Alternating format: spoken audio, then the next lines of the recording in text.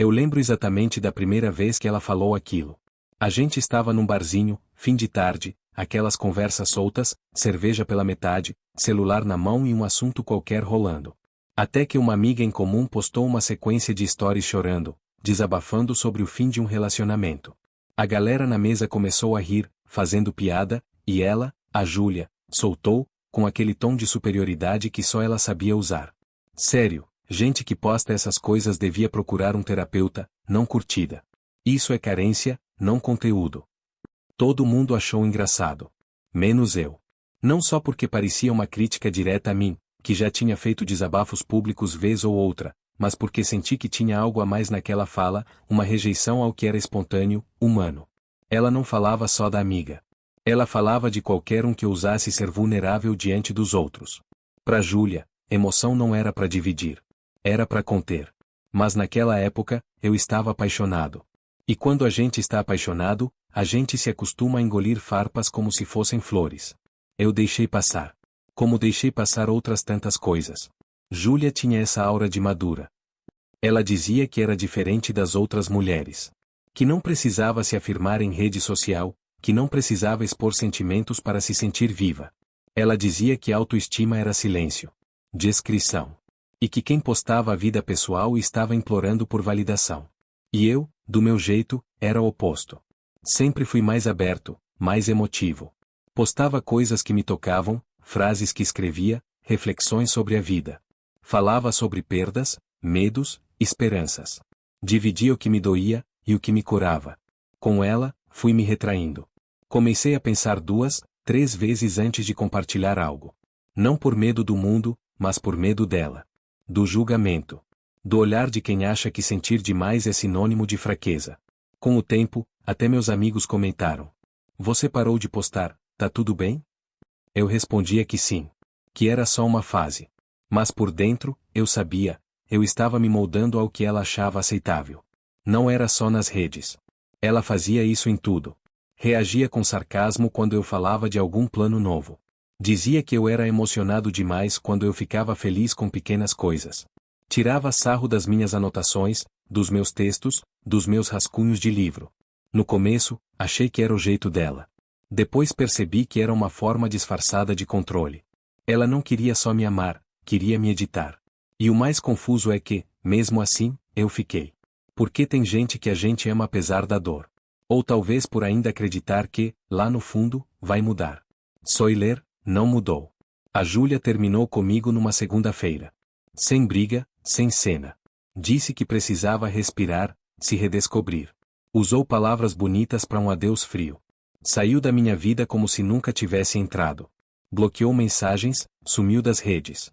Silêncio total. Durante meses, eu acreditei que ela estivesse mergulhada em livros, terapia, trilhas em silêncio. A imagem dela era essa, da mulher introspectiva, discreta, evoluída. Mas foi só ilusão. 2 meses depois, ela reapareceu. E não foi pra mim. Foi pro Instagram. Primeiro foram frases enigmáticas. Você precisa se perder para se encontrar. Quem você era antes de te dizerem quem devia ser? Depois vieram os stories com músicas tristes, reflexões com voz embargada, fotos com olhares distantes e legendas como reaprendendo a respirar. Chorar não é fraqueza, é libertação. Eu vi tudo. E por mais que tentasse não sentir, aquilo me atravessava. Porque, de repente, ela era tudo que criticava. Ela se tornava a versão que tanto desdenhou, só que agora vestida de marketing emocional. Em poucos meses, Júlia virou influencer de cura emocional. Começou a fazer vídeos contando sua jornada de superação. Narrava, com lágrimas nos olhos, como viveu uma relação onde foi silenciada e diminuída. Ela estava falando de mim. Sem citar nomes, claro. Mas os detalhes estavam todos lá. Distantes da verdade, mas bem produzidos. Foi como assistir alguém reescrevendo sua história para caber num roteiro vendável. E o pior, funcionava. As pessoas se identificavam. Comentavam. Nossa, você é luz. Obrigada por ser tão verdadeira. Você me salvou, Júlia. E então veio o curso. Mulheres em Reconstrução, o caminho de volta para si mesma. 7 módulos, exercícios, meditações guiadas. R$ 397 à vista. Com bônus de PDF, grupo exclusivo no Telegram e acesso a uma live mensal. A mesma mulher que dizia que ninguém precisa se expor para crescer. Agora ganhava dinheiro vendendo sua dor em vídeo. Transformou sua narrativa em produto. A ferida virou mercadoria. No início, eu fiquei revoltado. Achei injusto. Me senti traído 2 vezes, primeiro pelo término, depois pela caricatura que ela fez de mim. Mas com o tempo, entendi. A Júlia não mudou. Ela só se revelou. Enquanto estivemos juntos, ela não sabia como lidar com a própria vulnerabilidade. Ela zombava do que queria viver, por medo de parecer fraca. E agora, que aprendeu a monetizar a emoção, fingia que sempre teve coragem. Não era sobre verdade. Era sobre estética da dor.